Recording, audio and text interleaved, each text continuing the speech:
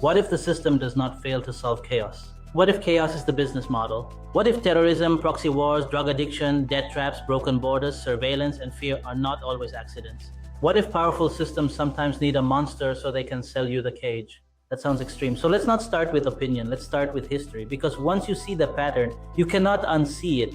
One Piece fans already understand this emotionally. A small group at the top, a world government, 5 elders, celestial dragons. Rules for everyone else, exceptions for the powerful. Attack on Titan fans understand walls. People born inside borders they never chose. Taught to fear the other side.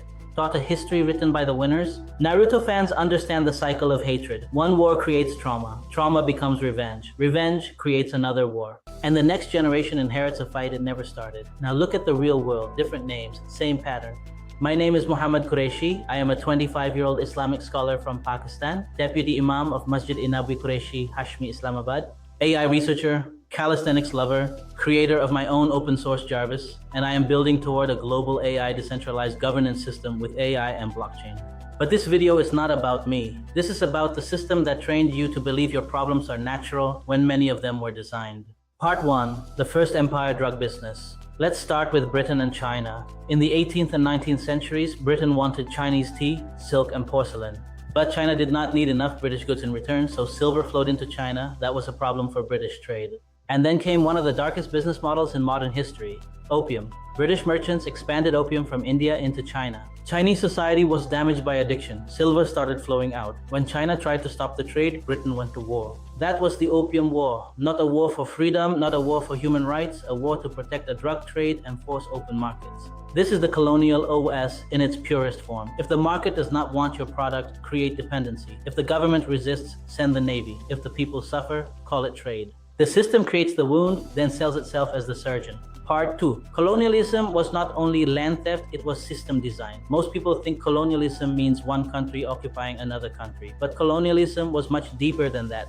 It was an operating system, a colonial OS. It redesigned education, police, courts, tax, borders, identity, language, administration, and even how colonized people saw themselves. The East India Company was not just a company. It had armies, it collected taxes, it influenced courts, it shaped governance. A private company turned regions into revenue machines. And when governance runs like a company, human beings become costs. Farmers become revenue. Students become clerks. Police become enforcement. Courts become procedure. Land becomes asset. People become data. Then came Macaulay's education policy. The British did not need every Indian to become a free thinker. They needed intermediaries. People Indian in blood and color, but trained to think, speak, and administer through the colonial mindset. That is why so much of our education still feels like a clerk factory. Bell rings, sit down, memorize, repeat, obey, pass, get a certificate, serve the system. Do not question who designed it.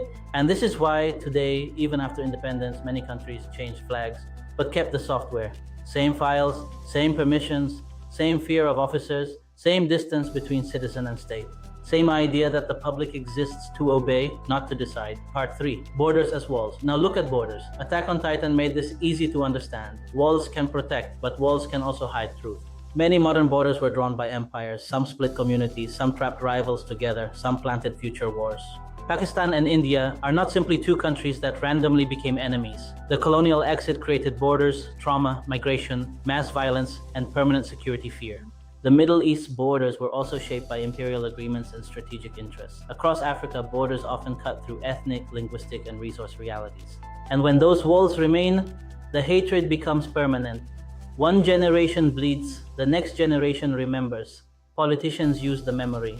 Arms companies sell the weapons. Budgets move from schools to defense. And ordinary people are told, your poverty can wait, your hospital can wait, your education can wait, because the enemy is at the wall. This is Naruto's cycle of hatred in real life. And the most dangerous question is not, who is my enemy? The most dangerous question is, who profits from me having an enemy? Part 4. Proxy wars, when states outsource violence. Now let's talk about the part most people avoid. Governments do not always fight directly. Sometimes they outsource conflict. They support proxies, militias, rebels, insurgents, armed networks. Sometimes they call them freedom fighters, sometimes terrorists, sometimes partners, sometimes assets. The label often depends on who benefits. During the Soviet-Afghan War, the United States, Pakistan, Saudi Arabia, and others backed Afghan Mujahideen against the Soviet-backed Afghan government.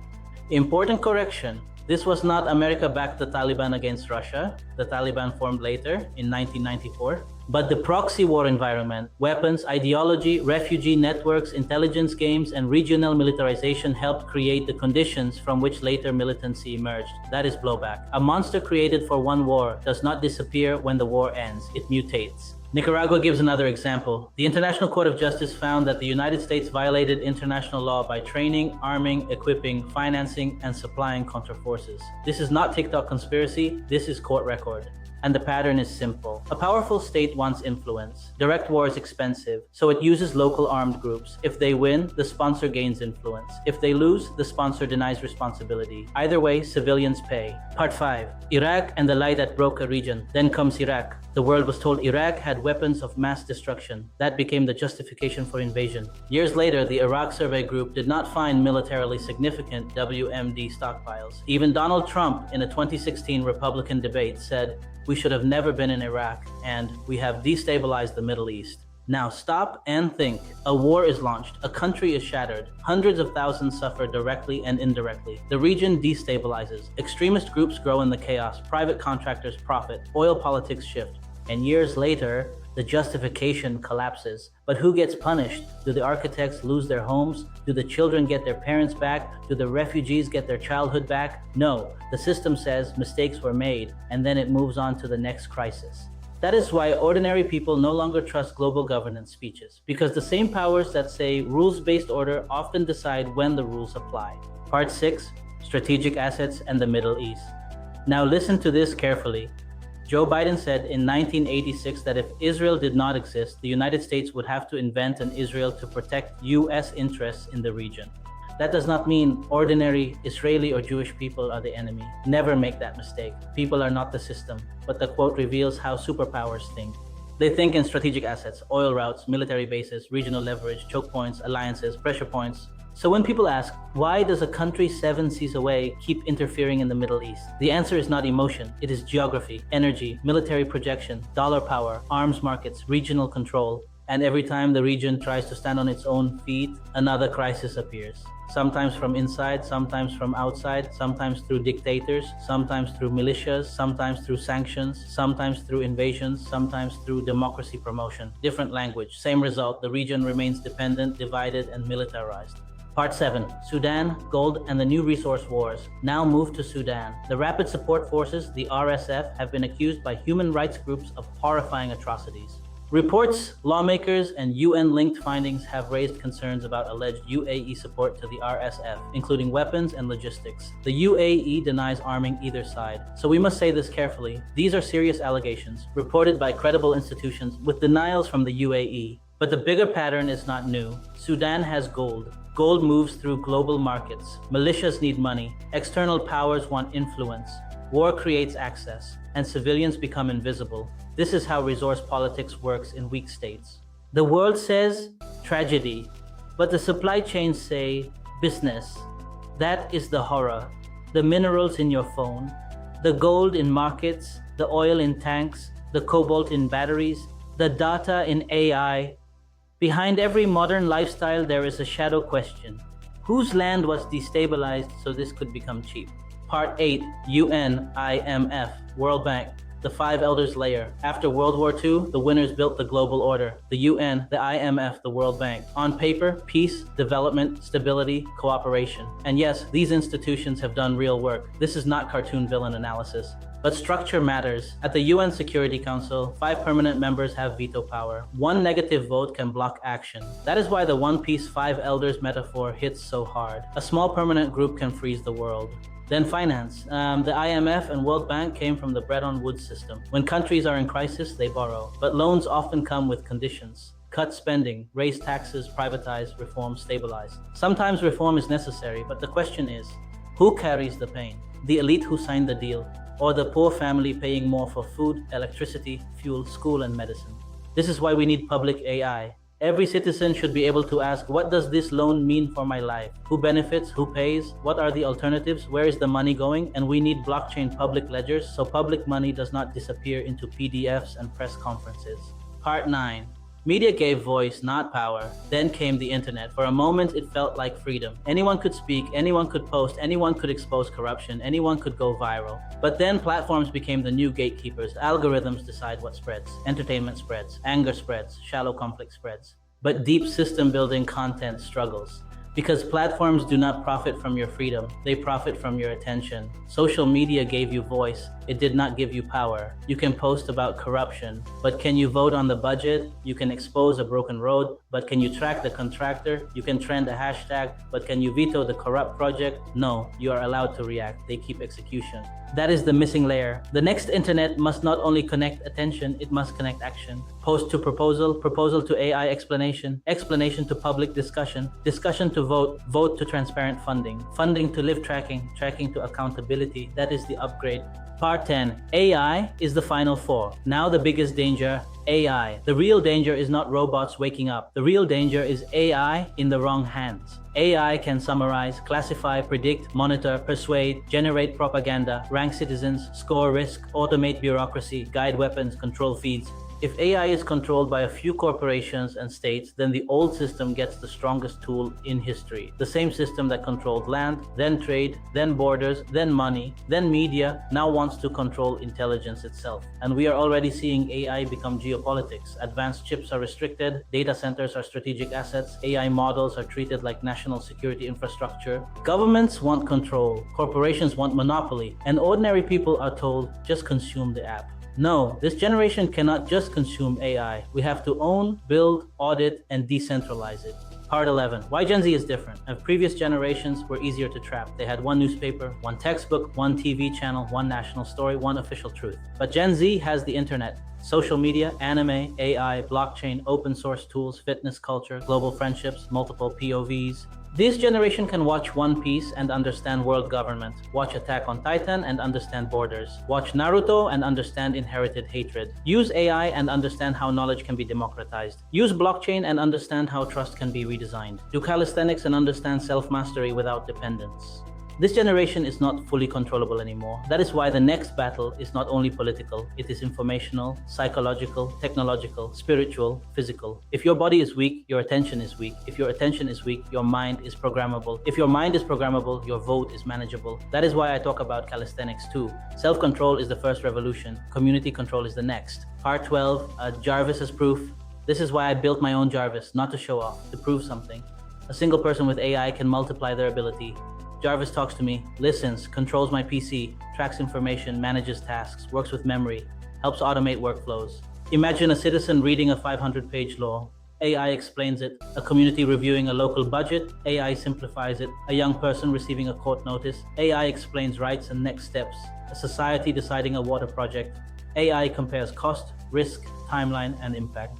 But AI does not decide. People decide. AI assists, blockchain records, community audits. That is the difference. AI as ruler is dangerous. AI as public assistant is liberation.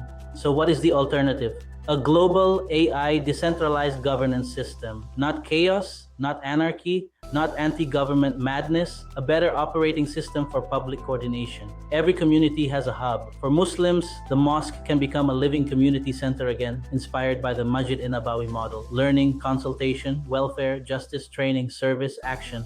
For others, it can be a school, church, temple, civic center, or community hub. The physical center builds trust. The digital platform builds coordination. Here is the loop. A problem appears. People submit evidence. AI summarizes the issue. AI explains options. Community discusses. People vote. Funds are collected transparently. Blockchain records every transaction. Project progress is tracked live. Citizens audit the result. Skills and services connect locally. Reputation is based on contribution, not likes, not followers, impact. This is how we move from social media to social action, from voice to power.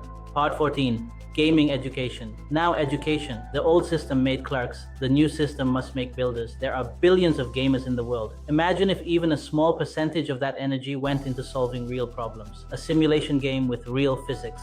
Real city planning, real climate systems, real water purification, real disaster response, real engineering, real governance. AI mentors guide players. Players form teams. Teams test ideas. The best solutions become real-world proposals. Gaming becomes education. Education becomes problem solving. Problem solving becomes civic contribution. Gamers become scientists. Players become builders.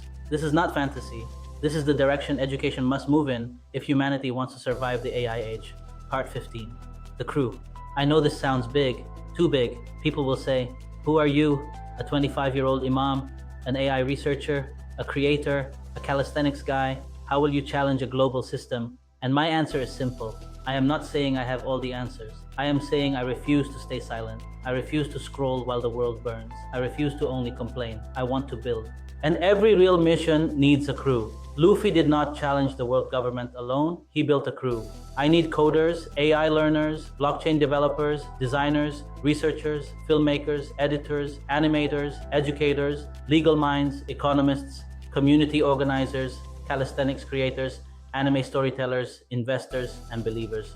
People who understand that the current system is not the final form of humanity. People who know nationalism should never become bigger than humanity. People who know borders should not become bigger than human life. People who know technology should not become a new empire. People who know AI should not be a private weapon. People who know blockchain should not be only trading. People who know this generation can build better. Final CTA. This is the thesis. The system does not always fail to solve chaos. Sometimes chaos is useful. The monster justifies the cage creates the market funds the empire, and the empire tells you there is no alternative. But now there is. AI as public assistant, blockchain as public memory, community as power, gaming as education, Jarvis as first proof, local to global governance as the roadmap. This is our real-life One Piece journey. We are not waiting for one hero. We are building the crew. Comment crew if you understand the mission. Comment build if you want to build. Comment Jarvis if you want the AI workflows. And follow the journey, because the old system was built by humans, so the next one can be built by us. Let's build.